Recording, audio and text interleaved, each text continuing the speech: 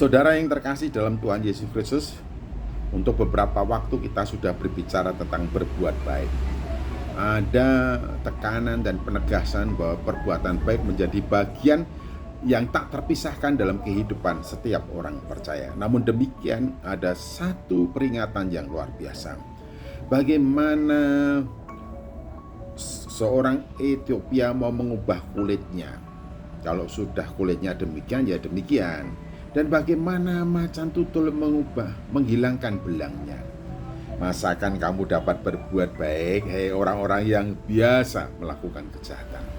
Jadi halangan utama dalam kehidupan kita untuk terus-menerus berbuat baik adalah karena membiasakan diri berbuat jahat.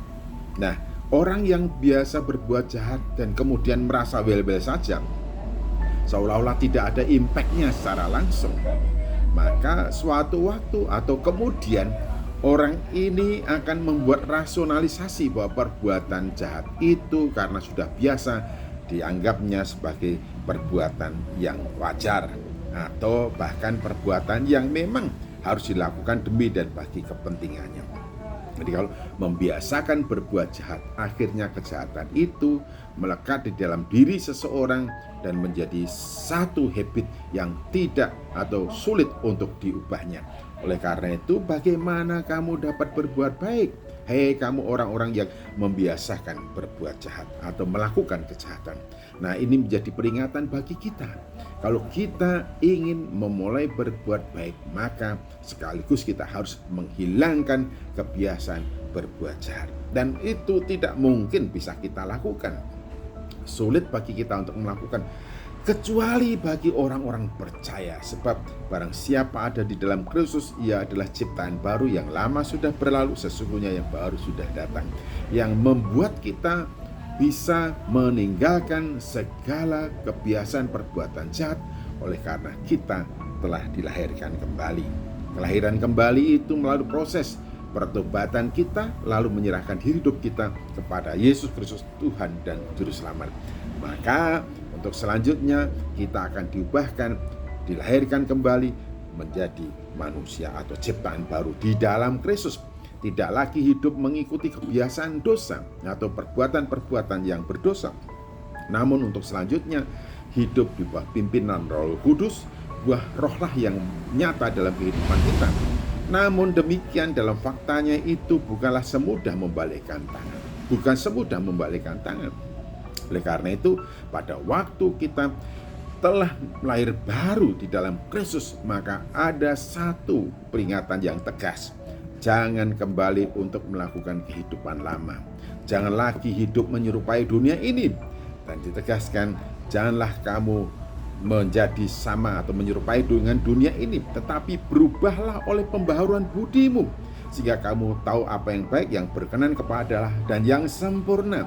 Dan perubahan ini tidak terjadi serta-merta, seketika, sekaligus, tetapi bertahap, secara berangsur-angsur, dan kemudian perubahan yang menuju kepada kesempurnaan itu terjadi dalam diri kita. Bagaimana hal itu terjadi? Yaitu oleh dan dalam firman-Nya. Dikatakan firman Tuhan berkuasa memangkas, memotong hal-hal yang tidak benar dalam hidup kita atau yang menjadi penyakit kronis bagi kehidupan rohani kita, dan juga membersihkan semua yang menghambat kita untuk melakukan sesuatu yang baik berdasarkan maksud dan kehendak Tuhan. Oleh karena itu, kalau kita ingin betul-betul berbuat baik, dan perbuatan baik merupakan bagian integral dalam kehidupan kita, kita harus mengubahkan, menghilangkan semua kebiasaan berbuat jahat itu dari diri kita. Dan kebiasaan berbuat jahat itu berangsur-angsur akan dihilangkan dari diri hidup kita jika kalau kita bertekun dalam pengajaran firman Tuhan.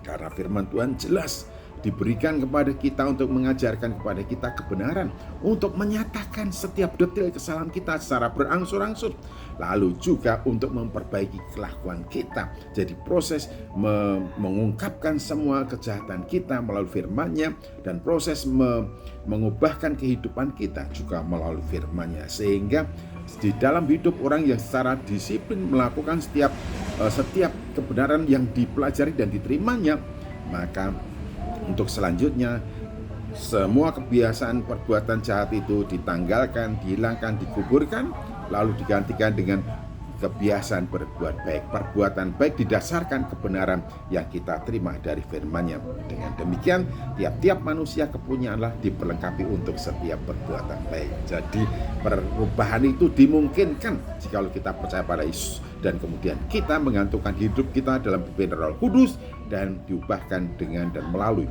firman Tuhan. Selamat berubah dan menuju kepada kesempurnaan, sehingga segala perbuatan hidup kita adalah kebaikan. Tuhan Yesus Kristus memberkati.